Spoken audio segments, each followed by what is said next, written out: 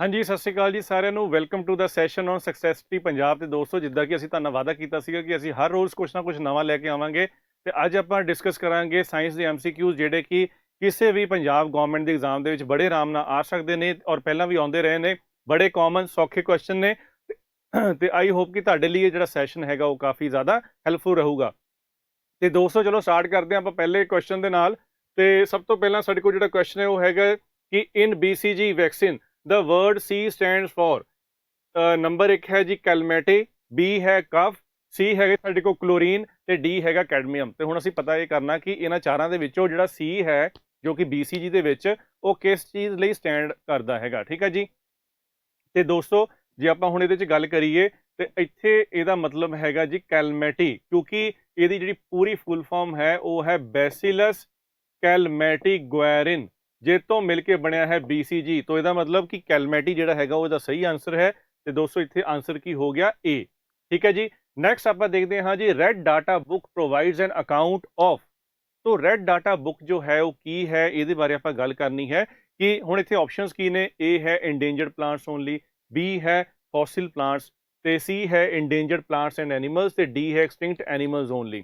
ਤੇ ਦੋਸਤੋ, ਜੇ ਅਸੀਂ ਹੁਣ ਰੈਡ ਡਾਟਾ ਬੁੱਕ ਦੀ ਗੱਲ ਕਰਨੀ ਆ, ਉਸ ਤੋਂ ਪਹਿਲਾਂ ਸਾਨੂੰ ਸਮਝਣਾ ਪਊਗਾ ਕਿ ਇਹ ਕਿੱਥੇ ਆਈ, ਇਹ ਬੁੱਕ ਕਿੱਦਾਂ ਆਈ। ਸਭ ਤੋਂ ਪਹਿਲਾਂ ਇਹਦੇ 'ਚ ਸਾਨੂੰ ਸਮਝਣਾ ਪਊਗਾ IUCN। ਠੀਕ ਹੈ ਜੀ, international union for conservation of nature, ਜੋ ਕਿ 1948 ਦੇ ਵਿੱਚ ਐਸਟੈਬਲਿਸ਼ ਕੀਤੀ ਗਈ ਸੀਗੀ 5 ਅਕਤੂਬਰ 1948 ਦੇ ਵਿੱਚ। ਤੇ ਉਹਦੇ ਅੰਡਰ ਹੀ 1964 ਦੇ ਵਿੱਚ ਰੈਡ ਡਾਟਾ ਬੁੱਕ ਲੈ ਕੇ ਆਂਦੀ ਗਈ, ਜਿਹਦੇ ਵਿੱਚ ਕਿ ਜਿਹੜੇ ਸਾਡੇ ਇੰਡੇਂਜਰਡ ਪਲਾਂਟਸ ਨੇ, ਜਿਹੜੇ ਐਨੀਮਲਸ ਨੇ, ਇਸ ਤੋਂ ਇਲਾਵਾ ਜਿਹੜੇ ਇੰਡੇਂਜਰਡ ਫੰਗੀ ਦੀਆਂ ਸਪੀਸੀਜ਼ ਨੇ, ਉਹ ਸਾਰੀਆਂ ਇਹ 'ਚ ਇਨਕਲੂਡ ਕੀਤੀਆਂ ਗਈਆਂ। ਠੀਕ ਹੈ ਜੀ। ਤਾਂ ਇਹਦਾ ਮਤਲਬ ਇੱਥੇ ਆਂਸਰ ਸਾਡੇ ਕੋਲ ਕੀ ਹੋਣਾ ਚਾਹੀਦਾ ਹੈ? ਨਾ ਤਾਂ ਇੰਡੇਂਜਰਡ ਪਲਾਂਟਸ ਓਨਲੀ ਹੈ, ਨਾ ਤਾਂ ਫੋਸਿਲ ਪਲਾਂਟ ਹੈ। ਇਹਦਾ ਆਂਸਰ ਹੈਗਾ C, ਇੰਡੇਂਜਰਡ ਪਲਾਂਟਸ ਐਂਡ ਐਨੀਮਲਸ। ਹਾਂਜੀ, ਕਲੀਅਰ ਜੀ। तो IUCN ਸੀਗੀ 1948 ਚ ਬਣੀ, ਔਰ ਜਿਹੜੀ ਰੈਡ ਡਾਟਾ ਬੁੱਕ ਸੀ ਇਹ 1964 ਦੇ ਵਿੱਚ ਐਸਟੈਬਲਿਸ਼ ਕੀਤੀ ਗਈ ਉਹਦੇ ਅੰਡਰ। ਹਾਂਜੀ, ਕਲੀਅਰ। ਚਲੋ ਜੀ, ਨੈਕਸਟ ਦੇਖਦੇ ਹਾਂ। ਨੈਕਸਟ ਹੈ ਜੀ, ਫਰਸਟ ਹਿਊਮਨ ਹਾਰਟ ਟ੍ਰਾਂਸਪਲਾਂਟ ਵਾਜ਼ ਪਰਫॉर्म्ड ਇਨ। तो ਇੱਥੇ ਆਪਸ਼ਨ ਨੇ, ਸਿੰਪਲ ਈਅਰ ਦੱਸਣਾ ਹੈ ਆਪਾਂ। ਇੱਕ ਇਹ 'ਚ ਆਪਸ਼ਨ ਹੈ 1972, ਉਸ ਤੋਂ ਬਾਅਦ ਹੈ 1955, ਫਿਰ 1967 ਤੇ D ਹੈ 1959। ਤੇ ਦੋਸਤੋ, ਮੈਂ ਇਹਦੇ ਬਾਰੇ ਦੱਸਦਾ ਕਿ ਜਿਹੜਾ ਇਹ ਪਹਿਲਾ ਹਿਊਮਨ ਹਾਰਟ ਟ੍ਰਾਂਸਪਲਾਂਟ ਸੀ 1967 ਚ ਹੋਇਆ ਸੀਗਾ। ਠੀਕ ਹੈ ਜੀ, 1967 ਦੇ ਵਿੱਚ ਹੋਇਆ ਸੀਗਾ। ਔਰ ਇਹ ਜਗ੍ਹਾ ਕਿਹੜੀ ਸੀ? Cape Town. ਕੇਪ ਟਾਊਨ ਜੋ ਹੈ ਉਹ ਸਾਊਥ ਅਫਰੀਕਾ ਦੇ ਵਿੱਚ ਹੈ। ਔਰ ਜਿਹੜੇ ਡਾਕਟਰ ਸੀਗੇ ਉਹਨਾਂ ਦਾ ਨਾਮ ਸੀ doctor Christian Barnard. Doctor Christian Barnard ਸੀਗੇ ਜਿਨ੍ਹਾਂ ਨੇ 1967 ਦੇ ਵਿੱਚ ਕੇਪ ਟਾਊਨ ਦੇ ਵਿੱਚ ਆਪਰੇਸ਼ਨ ਕੀਤਾ ਸੀਗਾ, ਫਰਸਟ ਹਿਊਮਨ ਹਾਰਟ ਟ੍ਰਾਂਸਪਲਾਂਟ। ਹਾਂਜੀ, ਕਲੀਅਰ ਜੀ, ਕਲੀਅਰ ਹੋ ਗਿਆ। ਹਾਂਜੀ, ਉਸ ਤੋਂ ਅੱਗੇ ਸਾਡੇ ਕੋਲ ਕੁਐਸਚਨ ਕੀ ਹੈ? ਇਨ ਇੰਡੀਆ ਡਿਊਗੋਂਗ ਸੀ, ਜਿਹਨੂੰ ਆਪਾਂ ਸੀ ਕਾਓ ਵੀ ਕਹਿੰਦੇ ਆ, is found in the bio reserve site of. ਹੁਣ ਇੱਥੇ ਪੁੱਛਿਆ ਗਿਆ ਹੈ ਕਿ ਇਹਨਾਂ ਚੋਂ ਕਿਹੜੀ ਬਾਇਓ ਰਿਜ਼ਰਵ ਸਾਈਟ ਦੇ ਵਿੱਚ ਸਾਡੇ ਕੋਲ ਇਹ ਜਾਨਵਰ ਮਿਲਦਾ ਹੈ? ਗਲਫ ਆਫ ਮਨਾਰ ਦੇ ਵਿੱਚ, B ਹੈ ਨੋਕਰੇਕ, C ਹੈ ਮਾਨਸ, ਤੇ D ਹੈ ਸੁੰਦਰਬੰਸ। ਹਾਂਜੀ, ਕਲੀਅਰ। ਤੇ ਹੁਣ ਆਪਾਂ ਗੱਲ ਕਰਨੀ ਹੈ ਇਹਦੇ ਆਂਸਰ ਦੀ। ਤੇ ਦੋਸਤੋ, ਡਿਗੋਂਗ ਜਿਹੜਾ ਹੈਗਾ ਉਹ ਇੱਕ ਮੈਰੀਨ ਐਨੀਮਲ ਹੈ ਜੋ ਕਿ ਪਾਣੀ ਦੇ ਵਿੱਚ ਮਿਲਦਾ ਆ। ਠੀਕ ਹੈ ਜੀ। ਔਰ ਇਹ ਜਿਹੜਾ ਇੱਥੇ ਦਾ ਆਂਸਰ ਹੈਗਾ ਉਹ ਗਲਫ ਆਫ ਮਨਾਰ ਹੈ। ਇਹ ਮੈਂ ਤੁਹਾਨੂੰ ਪਹਿਲਾਂ ਹੀ ਦੱਸ ਦਿੰਦਾ। ਹੁਣ ਇੰਡੀਆ ਦੇ ਸਾਊਥ ਦੇ ਵਿੱਚ ਇੱਥੇ ਇੰਡੀਆ ਹੈ, ਸ਼੍ਰੀਲੰਕਾ ਹੈ, ਇਹਨਾਂ ਦੋਨਾਂ ਦੇ ਵਿਚਕਾਰ ਇਸ ਜਗ੍ਹਾ ਦੇ ਉੱਤੇ ਇਹ ਗਲਫ ਹੈ, ਗਲਫ ਆਫ ਮਨਾਰ। ਠੀਕ ਹੈ ਜੀ, ਗਲਫ ਆਫ ਮਨਾਰ ਹੈ। ਔਰ ਇਸ ਕੋਸਟ ਨੂੰ ਕੀ ਕਹਿੰਦੇ ਹੈਗੇ ਆ? ਕੋਰੋਮੰਡਲ ਕੋਸਟ। ਕੀ ਕਹਿੰਦੇ ਆ ਜੀ? ਕੋਰੋਮੰਡਲ ਕੋਸਟ। ਠੀਕ ਹੈ ਜੀ। ਇਸ ਸਾਈਡ ਤੇ ਜਿਹੜਾ ਕੋਸਟ ਹੈ ਉਹਨੂੰ ਅਸੀਂ ਮਾਲਾਬਾਰ ਕੋਸਟ ਕਹਿ ਦਿੰਦੇ ਆ, ਮਾਲਾਬਾਰ ਕੋਸਟ। ਠੀਕ ਹੈ ਜੀ। ਤੋਂ ਇੰਡੀਆ ਦੇ ਵਿੱਚ ਜਿਹੜੀ ਇੰਡੀਆ ਦੀ ਦੱਖਣੀ ਜਿਹੜੀ ਸਿਰਾ ਹੈ ਉਹਦੇ ਵਿੱਚ, ਤੇ ਸ਼੍ਰੀਲੰਕਾ ਦਾ ਜਿਹੜਾ ਉੱਪਰ ਦਾ ਸਿਰਾ ਹੈ ਉਹਦੇ ਵਿਚਕਾਰ ਇੱਕ ਗਲਫ ਆਫ ਮਨਾਰ ਪ੍ਰੈਜ਼ੈਂਟ ਹੈ, ਜਿੱਥੇ ਕਿ ਡਿਗੋਂਗ ਜੋ ਹੈ, ਜਿਹਨੂੰ ਆਪਾਂ ਸੀ ਕਾਓ ਕਹਿੰਦੇ ਹਾਂ, ਉਹ ਮਿਲਦਾ ਹੈ ਜਾਨਵਰ। ਠੀਕ ਹੈ, ਜੋ ਕਿ ਮੈਰੀਨ ਐਨੀਮਲ ਹੈ। ਤੇ ਇਹਦਾ ਆਂਸਰ ਕੀ ਹੋ ਗਿਆ ਫਿਰ? A ਹੋ ਗਿਆ ਇਹਦਾ ਆਂਸਰ, ਗਲਫ ਆਫ ਮਨਾਰ। ਠੀਕ ਹੈ ਜੀ। ਨੈਕਸਟ ਹੈਗਾ ਜੀ, normal blood pressure reading of an adult human ਕੀ ਹੁੰਦੀ ਹੈ? ਠੀਕ ਹੈ ਜੀ। ਤੇ ਇਹਦਾ ਆਂਸਰ ਜੋ ਹੈ ਉਹ 120/80 ਹੈ। 120 ਜਿਹੜਾ ਹੈਗਾ ਉਹ ਸਿਸਟੋਲਿਕ ਪ੍ਰੈਸ਼ਰ ਹੁੰਦਾ ਹੈ, ਤੇ 80 ਜਿਹੜਾ ਹੈ ਉਹ ਡਾਇਸਟੋਲਿਕ। ਠੀਕ ਹੈ ਜੀ। ਹੁਣ ਜਦੋਂ ਅਸੀਂ ਗੱਲ ਕਰਦੇ ਹਾਂ 120 ਕਿ ਇਹ ਸਿਸਟੋਲਿਕ ਪ੍ਰੈਸ਼ਰ ਹੈ, ਸਿਸਟੋਲਿਕ ਦਾ ਮਤਲਬ ਹੁੰਦਾ ਹੈ ਕਿ ਜਦੋਂ ਸਾਡਾ ਇਹ ਹਾਰਟ ਹੈ, ਠੀਕ ਹੈ ਜੀ, ਇਹਦੇ 4 ਚੈਂਬਰਸ ਨੇ, ਉੱਪਰ ਜਿਹੜੇ ਹੈਗੇ ਉਹ ਏਟਰੀਅਮ ਨੇ ਦੋਨੋਂ, ਨੀਚੇ ਵੈਂਟਰੀਕਲ ਨੇ। ਤੇ ਜਦੋਂ ਇੱਥੇ ਆ ਵੈਂਟਰੀਕਲ, ਲੈਫਟ ਵੈਂਟਰੀਕਲ ਦੇ ਵਿੱਚ ਜਦੋਂ ਕੰਟਰੈਕਸ਼ਨ ਹੁੰਦੀ ਹੈ, ਇਕੱਠਾ ਹੁੰਦਾ ਇਹ, ਉਦੋਂ ਉਹਨੂੰ ਆਪਾਂ ਸਿਸਟੋਲਿਕ ਪ੍ਰੈਸ਼ਰ ਕਹਿ ਦਿੰਦੇ ਆ, ਤੇ ਜਦੋਂ ਇਹ ਰਿਲੈਕਸ ਕਰੂਗਾ ਉਦੋਂ ਪ੍ਰੈਸ਼ਰ ਘੱਟ ਹੋਊਗਾ, ਉਦੋਂ 80 ਜਿਹੜਾ ਹੈਗਾ mm ਆਫ ਮਰਕਰੀ ਜਿਹੜਾ ਹੈਗਾ ਉਹ ਪ੍ਰੈਸ਼ਰ ਹੋਊਗਾ। ਹਾਂਜੀ ਕਲੀਅਰ ਜੀ, ਕਲੀਅਰ ਹੋ ਗਿਆ। तो 120 80 यानी कि ਵੈਸੇ ਇਹਨੂੰ 80 120 ਵੀ ਕਹਿ ਸਕਦੇ ਆ, ਬਟ ਬਸ ਇਹ ਹੈ ਕਿ ਤੁਹਾਨੂੰ ਕਲੀਅਰ ਹੋਣਾ ਚਾਹੀਦਾ ਹੈ ਕਿ ਉਹ ਸਿਸਟੋਲਿਕ ਜਾਂ ਡਾਇਸਟੋਲਿਕ ਕੀ ਹੈ। ਠੀਕ ਹੈ ਜੀ, ਤਾਂ 120 80 ਦਾ ਮਤਲਬ ਸਿਸਟੋਲਿਕ ਹੈਗਾ 120, ਡਾਇਸਟੋਲਿਕ ਜਿਹੜਾ ਹੈਗਾ ਉਹ 80 mm ਆਫ ਮਰਕਰੀ। ਠੀਕ ਹੈ ਜੀ। ਨੈਕਸਟ ਹੈਗਾ ਜੀ ਦ ਡਿਜ਼ੀਜ਼ ਵਿਚ ਹੈਜ਼ ਬੀਨ ਇਰੈਡੀਕੇਟਡ, ਕਿ ਇਹਨਾਂ ਚੋਂ ਕਿਹੜੀ ਡਿਜ਼ੀਜ਼ ਆ ਜਿਹਨੂੰ ਇਰੈਡੀਕੇਟ ਯਾਨੀ ਕਿ ਮਿਟਾ ਦਿੱਤਾ ਗਿਆ, ਖਤਮ ਕਰ ਦਿੱਤਾ ਗਿਆ ਹੈ। ਇਹ ਹੈਗੀ ਜੀ ਮਮਸ, ਬੀ ਹੈ ਮੀਜ਼ਲਸ, ਸੀ ਹੈ ਸਮਾਲ ਪੌਕਸ ਔਰ ਡੀ ਹੈ ਚਿਕਨ ਪੌਕਸ। ਠੀਕ ਹੈ ਜੀ। ਹੁਣ ਇੱਕ ਬਹੁਤ ਵਧੀਆ ਇਹ ਕੁਐਸਚਨ ਹੈਗਾ ਆ। ਕੁਐਸਚਨ ਕਿੱਦਾਂ ਵਧੀਆ ਕਿ ਇਹਦੇ ਵਿੱਚ ਜਦੋਂ ਆਪਾਂ ਗੱਲ ਕਰਦੇ ਹਾਂ ਮਮਸ ਤੇ ਮੀਜ਼ਲ ਦੀ, ਦੇਖੋ ਇੱਕ ਤਾਂ ਸਾਡੇ ਕੋਲ ਵੈਕਸੀਨੇਸ਼ਨ ਦਾ ਮਤਲਬ ਕੀ ਹੈਗਾ ਕਿ ਜਦੋਂ ਅਸੀਂ ਟੀਕਾਕਰਨ ਕਰਦੇ ਹਾਂ, ਜਦੋਂ ਅਸੀਂ ਟੀਕਾ ਲਗਾਉਂਦੇ ਹਾਂ ਕਿਸੇ ਬਿਮਾਰੀ ਵਾਸਤੇ, ਤੇ ਉਹਦੇ ਵਿੱਚ ਇੱਕ ਇੰਜੈਕਸ਼ਨ ਹੁੰਦਾ ਹੈ ਜੀ MMR। ਠੀਕ ਹੈ ਜੀ, ਮੀਜ਼ਲਸ, ਠੀਕ ਹੈ ਜੀ, ਮਮਸ ਤੇ ਜਾਂ ਫਿਰ ਰੁਬੈਲਾ, ਇਹ ਤਿੰਨੋਂ ਬਿਮਾਰੀਆਂ ਵਾਸਤੇ ਇੱਕ ਸਿੰਗਲ ਟੀਕਾ ਹੁੰਦਾ ਜੀ MMR ਦਾ ਇੰਜੈਕਸ਼ਨ। ਠੀਕ ਹੈ। ਮੀਜ਼ਲਸ ਦੇ ਵਿੱਚ ਕੀ ਹੁੰਦਾ ਹੈ, ਤੁਹਾਡੇ ਸਕਿਨ ਦੇ ਉੱਤੇ ਰੈਸ਼ਿਸ ਹੋ ਜਾਂਦੀਆਂ ਨੇ, ਠੀਕ ਹੈ, ਨਿਸ਼ਾਨ ਪੈ ਜਾਂਦੇ ਆ। ਮਮਸ ਜਿਹੜੀ ਹੈਗੀ ਉਹ ਇੱਥੋਂ ਸੋਜਿਸ਼ ਪੈ ਜਾਂਦੀ ਆ, ਇਹ ਸੋਜਿਸ਼ ਹੁੰਦੀ ਹੈ ਸਲਾਈਵਰੀ ਗਲੈਂਡ ਦੀ, ਸਲਾਈਵਾ ਜਿੱਥੋਂ ਨਿਕਲਦਾ ਆ, ਸਲਾਈਵਾ ਨੂੰ ਆਪਾਂ ਥੁੱਕ ਕਹਿੰਦੇ ਆ ਪੰਜਾਬੀ 'ਚ, ਜਿੱਥੋਂ ਸਿਕਰੀਟ ਹੁੰਦਾ ਆ, ਨਿਕਲਦਾ ਆ, ਉੱਥੇ ਸੋਜਿਸ਼ ਹੋ ਜਾਂਦੀ ਆ। ਤੇ ਰੁਬੈਲਾ ਜੋ ਹੈ ਇਹਨੂੰ ਜਰਮਨ ਮੀਜ਼ਲਸ ਕਹਿੰਦੇ, ਇਹ 'ਚ ਵੀ ਸਕਿਨ ਦੇ ਰੈਸ਼ਿਸ ਵਗੈਰਾ ਹੋ ਜਾਂਦੇ ਆ। ਠੀਕ ਹੈ। ਤੋ ਇਹ ਡਿਜ਼ੀਜ਼ ਆ, ਇਹ ਡਿਜ਼ੀਜ਼ ਜੋ ਨੇ ਹਜੇ ਤੱਕ ਖਤਮ ਨਹੀਂ ਹੋਈਆਂ ਬਿਮਾਰੀਆਂ ਇਹ। ਤੇ ਸਮਾਲ ਪੌਕਸ ਦੀ ਗੱਲ ਕਰੀਏ, ਸਮਾਲ ਪੌਕਸ ਦਾ ਜਿਹੜਾ ਇਲਾਜ ਸੀਗਾ ਉਹ ਐਡਵਰਡ ਜੀਨਰ ਨੇ ਲੱਭਿਆ ਸੀਗਾ, ਐਡਵਰਡ ਜੀਨਰ। ਠੀਕ ਹੈ ਜੀ। ਤੇ 1980 ਦੇ ਵਿੱਚ ਜਦੋਂ 33ਵੀਂ ਵਰਲਡ ਹੈਲਥ ਅਸੈਂਬਲੀ ਸੀ, ਉਹ 'ਚ ਡਿਕਲੇਅਰ ਕੀਤਾ ਗਿਆ ਕਿ ਸਮਾਲ ਪੌਕਸ ਆਪਾਂ ਇਰੈਡੀਕੇਟ ਕਰ ਦਿੱਤਾ। ਠੀਕ ਹੈ ਜੀ। 1980 ਦੇ ਵਿੱਚ 33rd ਵਰਲਡ ਹੈਲਥ ਅਸੈਂਬਲੀ ਦੇ ਵਿੱਚ ਡਿਕਲੇਅਰ ਕੀਤਾ ਗਿਆ ਕਿ ਅਸੀਂ ਸਮਾਲ ਪੌਕਸ ਜਿਹੜਾ ਹੈਗਾ ਦੁਨੀਆ 'ਚੋਂ ਮਿਟਾ ਦਿੱਤਾ ਆ। ਠੀਕ ਹੈ ਜੀ। ਤਾਂ ਇਹਦਾ ਮਤਲਬ ਕਿ ਇਹਦਾ ਜਿਹੜਾ ਸਹੀ ਆਨਸਰ ਹੈਗਾ ਹੈ ਉਹ ਹੈ ਸਮਾਲ ਪੌਕਸ। ਕੀ ਹੈਗਾ ਜੀ? Small pox. ਤਾਂ ਸਮਾਲ ਪੌਕਸ ਜਿਹੜਾ ਹੈਗਾ ਸੀ is the correct answer. Next ਚੱਲਦੇ ਹਾਂ ਜੀ, which one of the following is also called as milk sugar. ਤੇ ਇਹ ਜਿਹੜਾ ਹੈਗਾ ਬੜਾ ਸਿੰਪਲ ਕੁਐਸਚਨ ਹੈ, ਤੇ ਤੁਸੀਂ ਪਹਿਲਾਂ ਤੁਹਾਨੂੰ ਪਤਾ ਵੀ ਹੋਊਗਾ ਕਿ ਲੈਕਟੋਜ਼ ਜੋ ਹੈ, ਠੀਕ ਹੈ, ਇਹਦਾ ਆਨਸਰ ਕੀ ਹੈਗਾ? ਡੀ। ਤੋਂ ਲੈਕਟੋਜ਼ ਜਿਹੜਾ ਹੈਗਾ ਉਹਨੂੰ ਆਪਾਂ ਮਿਲਕ ਸ਼ੂਗਰ ਕਹਿੰਦੇ ਆ। ਠੀਕ ਹੈ ਜੀ। ਹੁਣ ਜਿਵੇਂ ਕਿ ਫਰਕਟੋਜ਼ ਜੋ ਹੈ ਉਹ ਫਰੂਟਸ ਦੇ ਵਿੱਚ ਪਾਇਆ ਜਾਂਦਾ ਹੈਗਾ, ਮਾਲਟੋਜ਼ ਵੀ ਜਿਹੜਾ ਹੈਗਾ ਬੋਡੀ 'ਚ ਹੁੰਦਾ ਹੈ, ਗਲੂਕੋਜ਼ ਸਾਨੂੰ ਪਤਾ ਹੈ ਕਾਰਬੋਹਾਈਡਰੇਟ ਹੈ, ਪਰ ਲੈਕਟੋਜ਼ ਜਿਹੜਾ ਹੈਗਾ ਮਿਲਕ ਨਾਲ ਰਿਲੇਟਡ ਹੈ, ਤੁਸੀਂ ਯਾਦ ਰੱਖਣਾ। ਠੀਕ ਹੈ ਜੀ। ਨੈਕਸਟ ਸਾਡੇ ਕੋਲ ਹੈ the antibiotic penicillin is obtained from which of the following, ਕਿ ਜਿਹੜਾ ਸਾਡੇ ਕੋਲ ਪੈਨਸਿਲਿਨ ਐਂਟੀਬਾਇਓਟਿਕ ਹੈ ਉਹ ਕਿਹਦੇ ਤੋਂ ਮਿਲਦਾ ਹੈ? ਏ ਹੈ ਸਿੰਥੈਟਿਕ ਪ੍ਰੋਸੈਸ, ਬੀ ਹੈ ਕੋਈ ਬੈਕਟੀਰੀਆ, ਇਹ ਬੈਕਟੀਰੀਅਮ, ਸੀ ਹੈ ਫੰਗਸ, ਤੇ ਡੀ ਹੈ ਵਾਇਰਸ ਇਨਫੈਕਟਡ ਸੈੱਲ। ਤੋਂ ਇਹਨਾਂ ਵਿੱਚੋਂ ਕਿਹਦੇ ਚੋਂ ਪੈਨਸਿਲਿਨ ਐਂਟੀਬਾਇਓਟਿਕ ਮਿਲਦਾ ਹੈ, ਇਹਦੀ ਆਪਾਂ ਗੱਲ ਕਰਾਂਗੇ।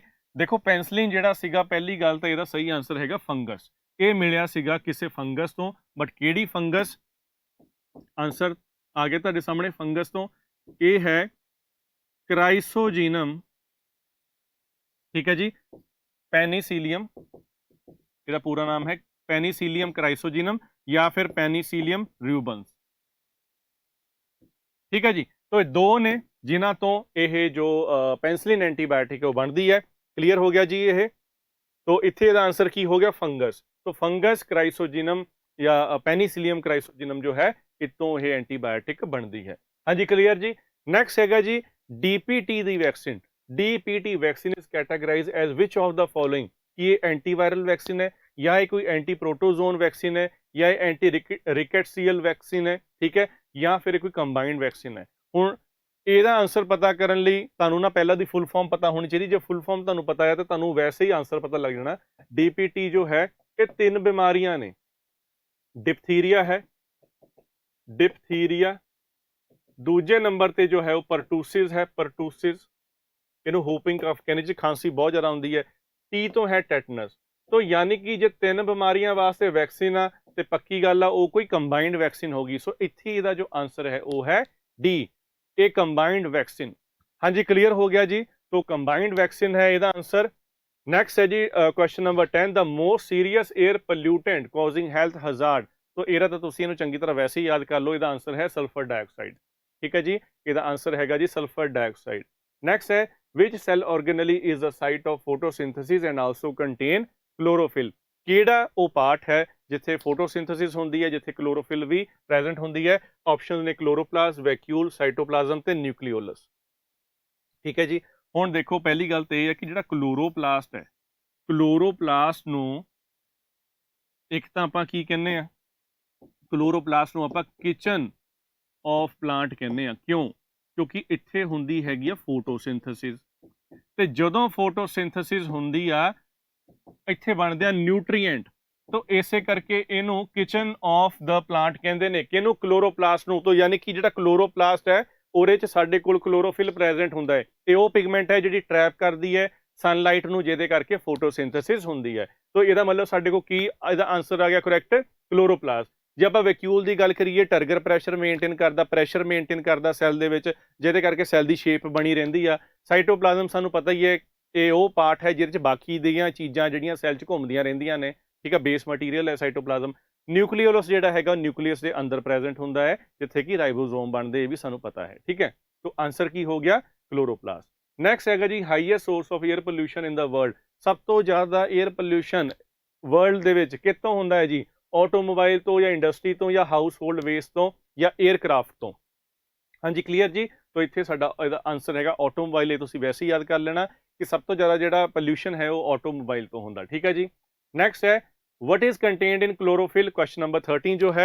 तो इत्थे साडे कोल ऑप्शन ने सोडियम, पोटाशियम, मैगनीज ते मैगनीशियम। तो दोस्तों मैं तुहानूं वैसे ही दस दिना कि जिहड़ी क्लोरोफिल पिगमेंट हुंदी है, जिहड़ी फोटोसिंथेसिस लई बहुत जरूरी है। फोटोसिंथेसिस विच की हुंदा है कि जिहड़े प्लांट ने वो अपना खाना आप बनाउंदे ने, है ना, सानूं पता है। ते हुण क्लोरोफिल जो है जदों उहदे च जिहड़ी स्ट्रक्चर च आपां स्टडी करांगे, सानूं पता लगदा है कि उहदे च नाइट्रोजन ते मैगनीशियम प्रेजेंट हुंदे ने। ठीक है जी, जो कि मिलके क्लोरोफिल का स्ट्रक्चर बनाते हैं। तो नाइट्रोजन तो इतने मैंशन नहीं है, बट दूजा जो आंसर मैगनीशियम है उत्थे प्रेजेंट है ऑप्शन, तो आप टिक कर देना। ठीक है जी, मैगनीशियम जो है वो इसका सही उत्तर है। ठीक है, नैक्सट आ जाओ जी, why is carbon monoxide a pollutant. तो कार्बन मोनोक्साइड जो है पोल्यूटेंट क्यों है? ए ऑप्शन है it reacts with haemoglobin, B है makes nervous system inactive, C है इट रिएक्ट्स विद ऑक्सीजन, तो डी है इट इनहिबिट्स द ग्लाइकोलाइसिस। ठीक है जी, ग्लाइकोलाइसिस का मतलब है कि जदों ग्लाइकोजन जो है उसका ब्रेकडाउन होंगे उन्होंने आप ग्लाइकोलाइसिस कहते हैं, बट इत्थे दा आंसर कुछ होर है। ठीक है, इसका आंसर की है कि ये रिएक्ट करता हीमोग्लोबिन दे नाल। हुण हीमोग्लोबिन की है तुहानूं पता होना चाहिए कि ब्लड दे विच एक पिगमेंट हुंदी है जिहड़ी ऑक्सीजन नूं लैके जांदी है बॉडी के सारे सैलां तक। ठीक है जी, हुण हीमोग्लोबिन नाल रिएक्ट करदा, कार्बन मोनोक्साइड तो कार्बोक्सी हीमोग्लोबिन बना दिंदा, ते कार्बोक्सी हीमोग्लोबिन च ऑक्सीजन कैरी करने की जिहड़ी कैपेसिटी हुंदी है नहीं हुंदी, जिहदे करके की परसन की डैथ हो सकती है। इसे करके कहते हैं कि बंद कमरे च अंगीठी वाल के नहीं पैना चाहिए, कि जे तुसीं सौंगे तुहानूं पता भी नहीं लगना कि कदों कार्बन मोनोक्साइड तुहाडे फेफड़ियां च जाके ऑक्सीजन जिहड़ी हैगी वो बननी मतलब बंद हो जूगी, सैल्स तक नहीं पहुंचूगी, तो दम घुट जूगा, तुहानूं पता भी नहीं लगूगा। हाँ जी, क्लीयर जी। चलो नैक्सट आ जाओ जी, why is Rann of Kutch of India famous for. किस चीज़ वास्ते जो रन ऑफ कच्छ है वो फेमस है इंडिया के? सानूं पता है गुजरात दे विच है। ए ऑप्शन है टाइडल फ्लैट्स, बी है जी फर्टाइल सॉइल, सी डेंस वैजीटेशन, तो डी है ऑल आर करैक्ट। ਜਦੋਂ ਤੁਸੀਂ ਰਨ ਆਫ ਕੱਛ ਦੀ ਗੱਲ ਸੁਣਦੇ ਆ ਉਹਦੇ ਬਾਰੇ ਗੱਲ ਕਰ ਰਹੇ, ਤੁਹਾਡੇ ਮਾਈਂਡ 'ਚ ਨਾ ਉਹ ਜਗ੍ਹਾ ਆਉਂਦੀ ਹੋਣੀ ਇੱਕ ਵਾਈਟ ਕਲਰ ਦੀ, ਬਹੁਤ ਵਾਈਡ ਏਰੀਆ ਹੈ। ਸਾਨੂੰ ਪਤਾ ਹੈ ਕਿਉਂ ਉੱਥੇ, ਕਿਉਂਕਿ ਸਾਲਟ ਕੰਟੈਂਟ ਸੋਇਲ 'ਚ ਬਹੁਤ ਜ਼ਿਆਦਾ ਹੈ। ਠੀਕ ਹੈ ਜੀ, ਮਾਰਸ਼ੀ ਏਰੀਆ। ਦੂਜੀ ਗੱਲ ਹੈ ਕਿ ਉੱਥੇ ਹੁਣ ਜੇ ਸੋਇਲ ਵਧੀਆ ਨਹੀਂ ਹੈ, ਹੁਣ ਬੀ ਤੇ ਸੀ ਆਪਸ਼ਨ ਦੇਖੋ, ਫਰਟਾइल सॉइल सानू पता उत्थे नहीं है। ठीक है, जे फर्टाइल सॉइल नहीं है तो डेंस वैजीटेशन भी उत्थे नहीं हो सकती, तो बी ते सी ऑप्शन तो वैसे ही गलत हो गई। तो ए ऑप्शन बची साडे कोल टाइडल फ्लैट। ए की है, हुण उत्थे जिहड़ियां रिवर्स ने ਉਹਦੇ टाइडल एक्शन करके उत्थे मड जिहड़ा चिक्कड़ है ना जमा हो जाता, तो ਉਹਦੇ जमा होने करके उत्थे एक बहुत बड़ा फ्लैट एरिया बन जाता जिन्हों आप मड फ्लैट कहने आ, due to the tidal action of the rivers, तो उन्होंने आप टाइडल फ्लैट्स भी कह दिंदे आ। इस करके इहदा जो ऑप्शन है, सही ऑप्शन है, वो है ए टाइडल फ्लैट। ठीक है जी, तो A is the correct answer here. So ये तुसीं याद रखना है। नैक्सट है जी, which of the following is responsible for transport of food and other substances in plant. तो देखो इतने ऑप्शन ने A xylem, B phloem, C है क्लोरोप्लास्ट, डी है नन ऑफ दीज। ठीक है जी, जाइलम, फ्लोएम ते क्लोरोप्लास्ट। हुण ना इहदे बारे जे आपां गल करिए, तुसीं इहनूं इदां समझो कि क्लोरोप्लास्ट दा किचन ऑफ प्लांट है, उत्थे तां फोटोसिंथेसिस हुंदी है ते न्यूट्रीएंट बनदे ने, बट इत्थे तां असीं न्यूट्रीएंट दी ट्रांसपोर्ट दी गल कर रहे हैं। ठीक है, तो फिर दो चीज़ां साडे सामने ने, एक है जाइलम, एक है फ्लोएम। तो जाइलम जो है ਇਹਦਾ ਕੰਮ है वाटर ਨੂੰ ट्रांसपोर्ट करना, फ्लोएम है फूड एंड न्यूट्रीएंट्स, ठीक है जी। बट ਇਹ 'ਚ ਖਾਸ ਗੱਲ ਇਹ ਵੀ ਹੁੰਦੀ ਹੈ ਕਿ ਜਿਹੜਾ ਵਾਟਰ ਦੀ ਮੂਵਮੈਂਟ ਹੈ ਉਹ ਯੂਨੀਡਾਇਰੈਕਸ਼ਨਲ ਹੁੰਦੀ ਹੈ, यूनिडायरैक्शनल ਦਾ मतलब ਕੀ ਹੈ, रूट्स ਤੋਂ ਉੱਪਰ ਵੱਲ ਨੂੰ ਹੀ ਪਾਣੀ ਜਾਂਦਾ ਹੈ ਮੋਸਟਲੀ, ठीक है। तो ਜੇ ਅਸੀਂ ਗੱਲ ਕਰੀਏ ਫਲੋएम ਦੀ, ਫੂਡ ਤੇ ਨਿਊਟ੍ਰੀਐਂਟ ਜੋ ਹੈ ਉਹ ਪੂਰੇ ਪਲਾਂਟ ਦੇ ਵਿੱਚ ਹਰ ਡਾਇਰੈਕਸ਼ਨ ਦੇ ਵਿੱਚ ਮੂਵ ਕਰਦੇ ਨੇ, ठीक है जी। ਤੇ ਜ਼ਾइलम ਹੋ ਗਿਆ यूनिडायरैक्शनल, ਇਹ ਹੋ ਗਿਆ ਮਲਟੀ ਡਾਇਰੈਕਸ਼ਨਲ। ਜੋ ਫਲੋएम ਦਾ ਐਕਸ਼ਨ ਹੈ, ठीक है, ਉਹ ਵਾਟਰ ਟਰਾਂਸਪੋਰਟ ਕਰਦਾ ਹੈ, ਫੂਡ ਤੇ ਮਟੀਰੀਅਲ ਨੂੰ ਇੱਧਰ ਉੱਧਰ ਮਿਨਰਲਸ ਨੂੰ ट्रांसफर करता है कि जिदा लीव्स तो लैके स्टैम वाल आ गया, स्टैम तो लैके किसी होर लीव्स वाल चला गया, तो इस तरह यदि मूवमेंट होंगी है, ठीक है जी। तो आंसर हुण इत्थे की आ गया, आंसर हो गया फ्लोएम, यानी कि फूड ते न्यूट्रीएंट नूं जिहड़ा ट्रांसपोर्ट करता है वो कौन करता है, हाँ जी, वो करता है फ्लोएम, ठीक है। तो इसका करैक्ट आंसर की हो गया बी, फ्लोएम। नैक्सट साडे कोल क्वेश्चन है, which lobe of human brain is associated with hearing, ठीक है जी। कि सुनने वास्ते साडे ब्रेन का किहड़ा पार्ट जिहड़ा हैगा इन्वॉल्वड हुंदा आ, उहदा एक अहम रोल हुंदा आ, वो रोल प्ले करदा।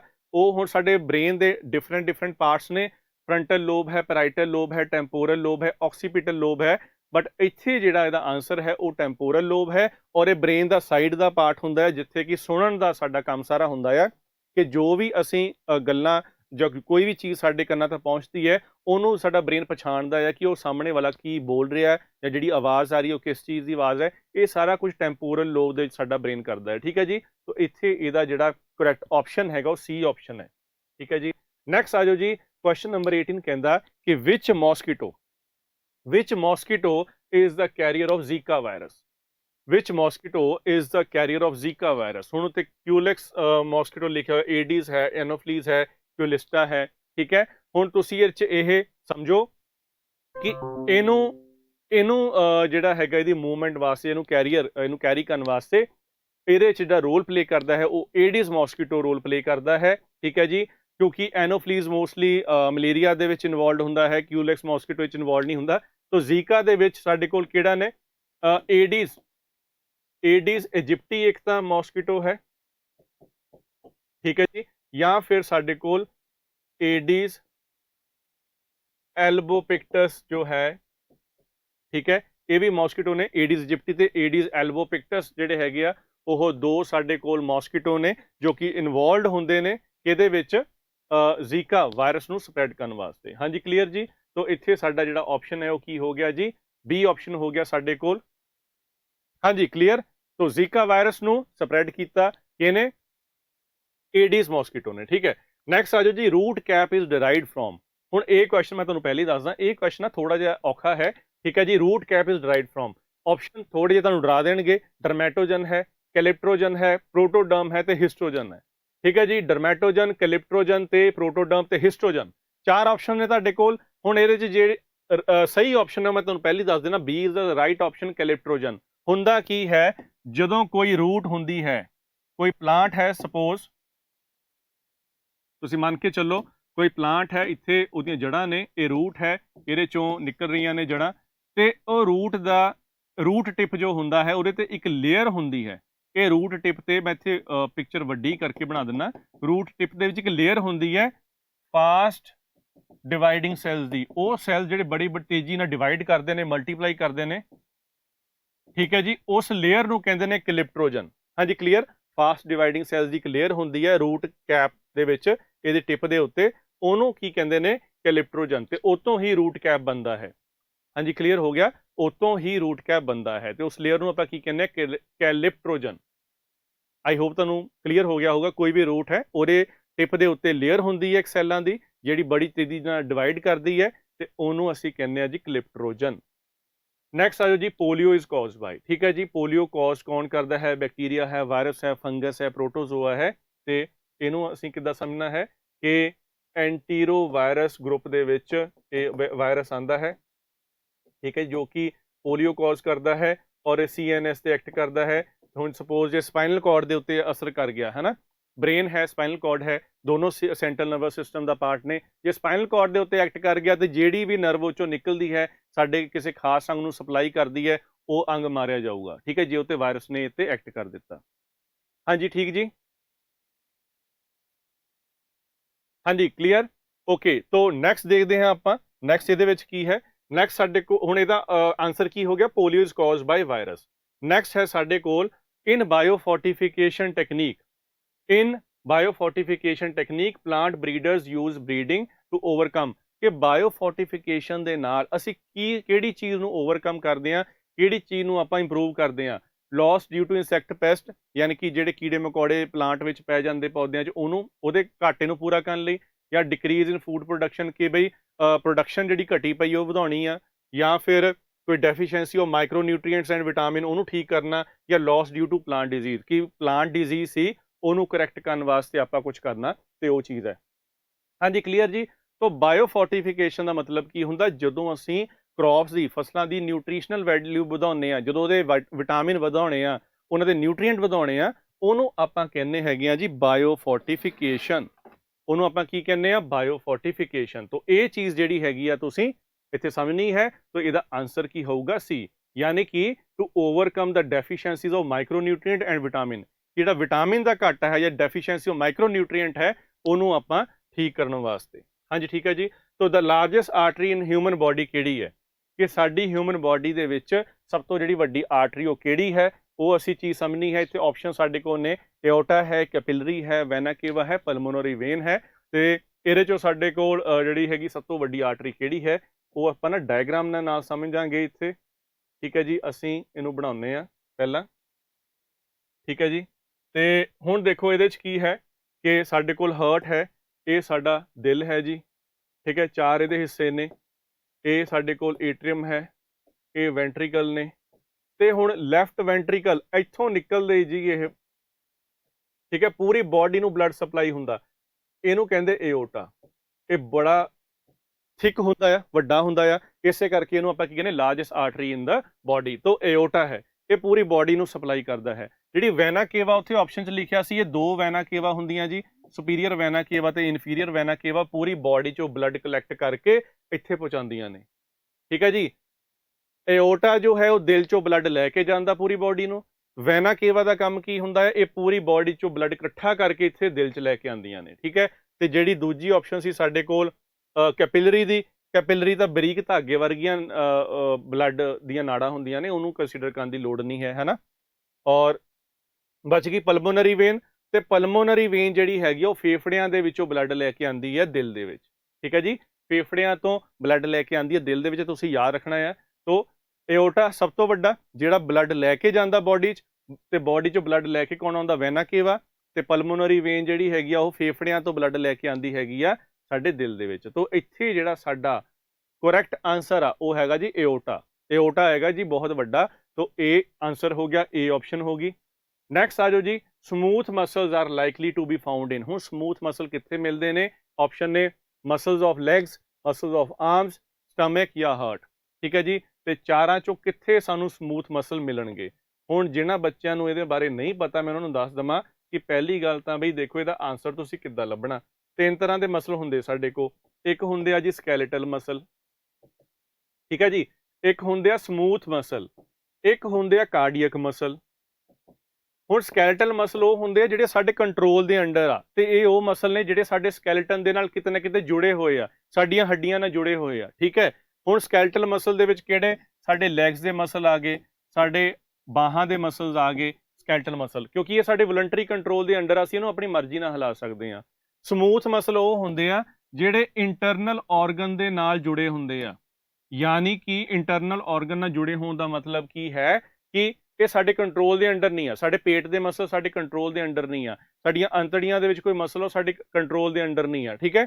ਤੇ ਕਾਰਡੀਅਕ ਮਸਲ ਕਿਹੜੇ ਆ, ਜਿਹੜੇ ਹਾਰਟ ਦੇ ਵਿੱਚ ਹੁੰਦੇ ਆ, ਇਹ ਅਲੱਗ ਹੁੰਦੇ ਆ। ਤੇ ਹੁਣ ਪੁੱਛਿਆ ਕੀ ਹੈਗਾ ਕਿ ਸਮੂਥ ਮਸਲ ਕਿੱਥੇ ਹੁੰਦੇ ਆ। ਹੁਣ ਦੇਖੋ, ਸਮੂਥ ਮਸਲ ਤਾਂ ਇੰਟਰਨਲ ਆਰਗਨ 'ਚ ਹੋਣਗੇ, ਤੇ ਇੰਟਰਨਲ ਆਰਗਨ ਇੱਥੇ ਕਿਹੜਾ ਦਿੱਤਾ ਹੋਇਆ, ਸਟਮਕ, ਕਿਉਂਕਿ ਮਸਲ ਆਫ ਲੈਗਸ ਤੇ ਆਮ ਤੱਕ ਕੈਂਸਲ ਹੋ ਗਏ, ਕਿਉਂਕਿ ਇਹ ਕਿੱਥੇ ਹੈਗੇ ਆ, ਇਹਦੇ ਵਿੱਚ ਤਾਂ ਸਕੈਲਟਲ ਮਸਲ ਆ। ਤੇ ਸਟਮਕ ਇਦਾਂ ਦੀ ਇੱਕ ਚੀਜ਼ ਆ ਜਿਸ 'ਚ ਸਮੂਥ ਮਸਲ ਹੋਊਗਾ, ਕਿਉਂਕਿ ਹਾਰਟ ਦੇ ਵਿੱਚ ਤਾਂ ਕਾਰਡਿਕ ਮਸਲ ਹੋਊਗਾ ਤੇ ਉਹ ਵੀ ਅਲੱਗ ਹੈਗਾ। ਹੁਣ ਇੱਥੇ ਕਰੈਕਟ ਆਪਸ਼ਨ ਫਿਰ ਕਿਹੜੀ ਹੋਊਗੀ, ਇੱਥੇ ਕਰੈਕਟ ਆਪਸ਼ਨ ਹੋਊਗੀ ਸੀ। ਹਾਂਜੀ ਕਲੀਅਰ ਹੋ ਗਿਆ ਜੀ, ਇੱਥੇ ਕਰੈਕਟ ਆਪਸ਼ਨ ਹੋਊਗੀ ਸੀ। ਚਲੋ ਨੈਕਸਟ ਹੈ ਜੀ, ਦਾ ਸਬਸਟੈਂਸ ਆਫ ਫੋਟੋ ਰੈਸਪੀਰੇਸ਼ਨ। ਹੁਣ ਇਹ ਜਿਹੜਾ ਕੁਐਸਚਨ ਹੈ ਥੋੜਾ ਤੁਹਾਨੂੰ ਡਿਫਿਕਲਟ ਲੱਗੂਗਾ, ਬਟ ਇਹਦੇ 'ਚ ਕੀ ਹੈਗਾ, ਆਪਸ਼ਨ ਨੇ ਸਾਡੇ ਕੋਲ ਫਰਕਟੋਜ਼, ਪਾਇਰੋਵਿਕ ਐਸਿਡ, ਗਲਾਈਕੋਲੇਟ ਤੇ ਗਲੂਕੋਜ਼। ਪੁੱਛਿਆ ਕੀ ਹੈ ਫੋਟੋ ਰੈਸਪੀਰੇਸ਼ਨ ਦਾ ਸਬਸਟੈਂਸ। ਫੋਟੋ ਰੈਸਪੀਰੇਸ਼ਨ ਫੋਟੋਸਿੰਥੇਸਿਸ ਦੀ ਪ੍ਰੋਸੈਸ ਹੁੰਦੀ ਹੈ ਜਦੋਂ ਐਕਸਚੇਂਜ ਆਫ ਗੈਸਿਸ ਵੀ ਹੁੰਦਾ, ਤੇ ਤੁਸੀਂ ਬਸ ਯਾਦ ਕਰਨਾ ਕਿ ਉਹਦੇ ਚ ਇੱਕ ਸਬਸਟੈਂਸ ਬਣਦਾ ਜਿਹਨੂੰ ਆਪਾਂ ਗਲਾਈਕੋਲੇਟ ਕਹਿੰਦੇ, ਇਹ ਤੁਸੀਂ ਯਾਦ ਹੀ ਕਰ ਲਓ। ਠੀਕ ਹੈ, ਤਾਂ ਗਲਾਈਕੋਲੇਟ ਜੋ ਹੈ ਇਹ ਬਣਦਾ ਹੈ ਫੋਟੋ ਰੈਸਪੀਰੇਸ਼ਨ ਦੇ ਦੌਰਾਨ। ਇਹਨੂੰ ਇਦਾਂ ਰਟੇ ਮਾਰ ਲਓ ਤੇ ਕੋਈ ਚੱਕਰ ਨਹੀਂ, ਚੰਗੀ ਤਰ੍ਹਾਂ ਯਾਦ ਕਰ ਲਓ ਇਹਨੂੰ। ਠੀਕ ਹੈ, ਤੇ ਦੋਸਤੋ ਜੇ ਤੁਹਾਨੂੰ ਸੈਸ਼ਨ ਪਸੰਦ ਆਇਆ ਹੋਊਗਾ, ਲੱਗਦਾ ਹੋਊਗਾ ਕਿ ਹਾਂ ਵੀ ਬਹੁਤ ਬੈਨੀਫੀਸ਼ੀਅਲ ਹੈ, ਜਰੂਰ ਲਾਈਕ ਤੇ ਸ਼ੇਅਰ ਕਰਿਓ ਤਾਂ ਕਿ ਜ਼ਿਆਦਾ ਤੋਂ ਜ਼ਿਆਦਾ ਸਟੂਡੈਂਟਸ ਨੂੰ ਹੈਲਪ ਮਿਲੇ, ਜ਼ਿਆਦਾ ਤੋਂ ਜ਼ਿਆਦਾ ਸਟੂਡੈਂਟਸ ਨੂੰ ਐਮਸੀਕਿਊਜ਼ ਮਿਲਣ ਤੇ ਸਾਨੂੰ ਵੀ ਪਤਾ ਲੱਗੇ ਕਿ ਤੁਹਾਨੂੰ ਸੈਸ਼ਨ ਪਸੰਦ ਆ ਰਿਹਾ ਤੇ ਆਪਾਂ ਜ਼ਿਆਦਾ ਤੋਂ ਜ਼ਿਆਦਾ ਇਦਾਂ ਦੇ ਹੋਰ ਸੈਸ਼ਨ ਬਣਾਈਏ। ਠੀਕ ਹੈ ਜੀ, ਨੈਕਸਟ ਆ ਜਾਓ।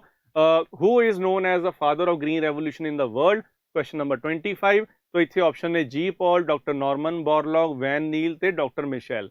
तो दोस्तों सारी दुनिया को पता है कि वर्ल्ड के ग्रीन रेवोल्यूशन के फादर डॉक्टर नॉर्मन बोरलॉग को किया जाता है, जिमें कि इंडिया के ਜਿਹੜੇ फादर ऑफ ग्रीन रेवोल्यूशन ने डॉक्टर MS स्वामीनाथन ने, तो दुनिया के है डॉक्टर नॉर्मन बोरलॉग। तो इतने इसका करैक्ट ऑप्शन है वो हो जाएगा बी।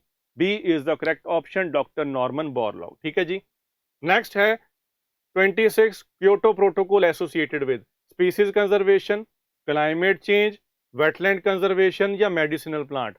हुण इत्थे की है स्पीसीज कंजरवेशन का मतलब की है कि ये स्पीसीज नूं यानी कि प्रजातियों नूं बचाउण लई है। बी है क्लाइमेट चेंज की क्लाइमेट चेंज नूं रोकण लई है। वैटलैंड कंजरवेशन की कि पानी के सोमिਆਂ नूं प्रोटैक्ट करने वास्ते है। या मैडिसिनल प्लांट भी जिन्हां दी कोई मैडिसिन वैल्यू है प्लांट्स की उन्होंने बचाना है। तो उन्होंने असीं किद्दां समझना है, देखो जिहड़ा क्योटो प्रोटोकॉल है ਜਦੋਂ 1992 ਦੇ ਵਿੱਚ अर्थ समिट ਹੋਇਆ ਸੀਗਾ, अर्थ समिट यानी कि मीटिंग ਹੋਈ ਸੀਗੀ, ठीक है जी, ਉਹਦੇ अंडर UNFCCC यानी कि United nation framework convention on climate change, मैं लिख ही दिना United Nations framework convention on climate change. ठीक है जी, ये कन्वेंशन के अंडर की सीगा कि असीं ਉਹ ਗੈਸਾਂ ਦੀ ਐਮਿਸ਼ਨ ਨੂੰ ਰੋਕੀਏ, ਉਹ ਗੈਸਾਂ ਨੂੰ ਘੱਟ ਪ੍ਰੋਡਿਊਸ ਕਰੀਏ ਜਿਹਦੇ ਨਾਲ ਕਲਾਈਮੇਟ ਚੇਂਜ ਹੁੰਦਾ ਆ। ਇਹਦੇ ਅੰਡਰ ਫਿਰ ਉਹਨਾਂ ਨੇ 1997 ਦੇ ਵਿੱਚ ਕਿਓਟੋ ਪ੍ਰੋਟੋਕੋਲ ਸਾਈਨ ਹੋਈ, शुरुआत ਹੋਈ ਇਹਦੀ 1997 ਦੇ ਵਿੱਚ। ਤੇ ਕਿਓਟੋ ਕੀ ਹੈ, ਇਹ ਜਾਪਾਨ ਦਾ ਇੱਕ ਸ਼ਹਿਰ ਹੈ, ਇਹ ਵੀ ਦੱਸ ਦਿੰਦਾ ਮੈਂ, ਜਾਪਾਨ ਦਾ ਇੱਕ ਸ਼ਹਿਰ ਹੈ ਜਿੱਥੇ ਕਿ ਇਹਨੂੰ ਐਸਟੈਬਲਿਸ਼ ਕੀਤਾ ਗਿਆ प्रोटोकॉल ਨੂੰ 1997। बहुत सारे देशों ने सहमति भी दिखाई तो बहुत सारे देश नाराज भी हो गए कि नहीं आपां नहीं इंप्लीमेंट करना, क्योंकि कहा कि गया सी कि उन्होंने गैसिस की इमिशन प्रोडक्शन घट करो ਜਿਹੜੀਆਂ ਸਾਡੇ क्लाइमेट ਨੂੰ गर्म कर रही ने, ਜਿਹੜੀਆਂ कि आने वाले टाइम बहुत गलत होगा। ठीक है जी, तो इसका आंसर की है, इसका आंसर है क्लाइमेट चेंज कि क्योटो प्रोटोकॉल किहदे नाल रिलेटेड है, क्लाइमेट चेंज के नाल। नैक्सट आ जाओ जी, which of the following vitamin are water soluble. हुण ये जिहड़े इत्थे कॉम्बीनेशन दित्ते पढ़ो जरा, विटामिन ए ते बी, विटामिन बी ते सी, विटामिन सी ते डी ते विटामिन ए ते के। ठीक है जी, पूछया की हैगा जी वाटर सोल्यूबल, तो मैं तुहानूं दसदा कि जिहड़ा वाटर सोल्यूबल है साडे कोल विटामिन बी ते विटामिन सी हुंदा है, ये वाटर सोल्यूबल। जे असीं फैट सोल्यूबल की गल करांगे तो वो हुंदा है जी विटामिन ए डी ई के। फैट सोल्यूबल है विटामिन ए डी ई के, ते वाटर सोल्यूबल है विटामिन बी ते सी। ठीक है जी, पूछया की गया है विटामिन बी ते सी, तो इसका आंसर की हो गया है B. B is the correct answer. ठीक है जी, वाटर सोल्यूबल जिहड़े हैगे साडे कोल किहड़े ने, विटामिन बी ते सी, ते यही इसदा करैक्ट आंसर है। हाँ जी, क्लीयर जी। नैक्सट आ जाओ, क्वेश्चन नंबर 28 है ग्रीन हाउस इफेक्ट मीनस कि जिहड़ा ग्रीन हाउस इफेक्ट है उसका मीनिंग की है। बहुत बच्चों को हो सकता है जिन्होंने पहला साइंस नहीं पढ़ी उन्होंने ना पता होवे ग्रीन हाउस इफेक्ट बारे। देखो इतने ऑप्शन की दिते हुए ने, पहला ऑप्शन है pollution in houses in tropical region. Tropical region होंदा है जिहड़ा साडे भूमध रेखा जिहड़ी है इक्वेटर उहदे नेड़े नेड़े होंदा है। ठीक है, pollution in houses in tropical region. B है prevention of UV radiation in the ozone layer. C है trapping of solar energy due to atmospheric gases. ते डी है damage to green painted buildings. हाँ जी, क्लीयर। तो पहला आप फिर ग्रीन हाउस इफेक्ट की गल कर लीए। ठीक है जी, तो ग्रीन हाउस इफेक्ट की है, देखो ये साडी धरती है, साडी अर्थ है। ठीक है जी, ये उत्ते सारा वायुमंडल है, उत्तों जदों सोलर रेडिएशन आउंदी है, सूरज की गर्मी आउंदी है, ये जिहड़ियां गैसां ने इत्थे एटमॉस्फेयर दे विच इहनूं इत्थे रोक लैंदी है गर्मी नूं। इत्थे सोलर हीट जिहड़ी हैगी इत्थे प्रेजेंट है, ये हीट नूं बाहर नहीं जाण दिंदियां। ये जो गैसां ने वायुमंडल दे विच ये हीट नूं बाहर नहीं जाण दिंदियां, जिहदे करके इत्थे गर्मी जो है अर्थ ते बहुत ज़्यादा हो जाती है। ਠੀਕ ਹੈ, ਤੇ ਇਸ ਇਫੈਕਟ ਨੂੰ ਕੀ ਕਹਿੰਦੇ ਆ, ਗ੍ਰੀਨ ਹਾਊਸ ਇਫੈਕਟ। ਤੋ ਹੁਣ ਇਸ ਹਿਸਾਬ ਨਾਲ ਇੱਥੇ ਜਿਹੜਾ ਸਾਡਾ ਕਰੈਕਟ ਆਪਸ਼ਨ ਹੈ ਉਹ ਕਿਹੜਾ ਹੈ, ਸੀ ਆਪਸ਼ਨ ਹੈ ਕਿ ਟਰੈਪਿੰਗ ਔਰ ਸੋਲਰ એનર્ਜੀ, ਟਰੈਪ ਕਰ ਲੈਣਾ ਹੁੰਦਾ, ਕਾਬੂ ਕਰ ਲੈਣਾ। ਤੋ ਇੱਥੇ ਸੋਲਰ એનર્ਜੀ ਨੂੰ ਕਾਬੂ ਕੌਣ ਕਰਦਾ ਹੈ, ਸਾਡੀਆਂ ਐਟਮੋਸਫੇਰਿਕ ਗੈਸਿਸ। ਤੋ ਇੱਥੇ ਜਿਹੜਾ ਸਹੀ ਆਪਸ਼ਨ ਹੈ ਉਹ ਹੈ ਸੀ। ਹਾਂਜੀ ਦੋਸਤੋ, ਸਮਝ ਆ ਗਈ? ਆਈ ਹੋਪ ਕਿ ਤੁਹਾਨੂੰ ਸਮਝ ਲੱਗ ਗਿਆ ਹੋਊਗਾ। ਤੇ ਜਿੱਦਾਂ ਜਿੱਦਾਂ ਤੁਹਾਨੂੰ ਸਮਝ ਜੇ ਲੱਗਦਾ ਪਿਆ ਤੇ ਜਰੂਰ ਸੈਸ਼ਨ ਨੂੰ ਲਾਈਕ ਤੇ ਸ਼ੇਅਰ ਕਰੋ, ਤਾਂ ਕਿ ਸਾਨੂੰ ਅੱਗੇ ਵੀ ਮੋਟੀਵੇਸ਼ਨ ਮਿਲੇ ਇੱਧਰ ਦੇ ਹੋਰ ਸੈਸ਼ਨ ਬਣਾਉਣ ਦੇ ਵਾਸਤੇ। ਠੀਕ ਹੈ ਦੋਸਤੋ, तो नैक्सट साडे को क्वेश्चन है जी, which of the following mammals lay eggs. हुण सब तो पहला क्वेश्चन की है कि मैमल्स की हुंदे ने। मैमल्स वो पशु हुंदे ने जिहड़े दुधारू पशु जिहड़े बच्चों नूं जन्म दिंदे ने ते उन्हां नूं दुध पिलाउंदे ने, उन्हां नूं मैमल्स कहंदे ने। ते किहड़ा जानवर है जिहड़े मैमल तां है बट ओह एग ले करदा है, वो बच्चों नूं जन्म नहीं दिंदा, वो एग ले करदा है। इत्थे ऑप्शन ने ए बैट, बी वेल, सी वीजल ते डी है प्लैटीपस।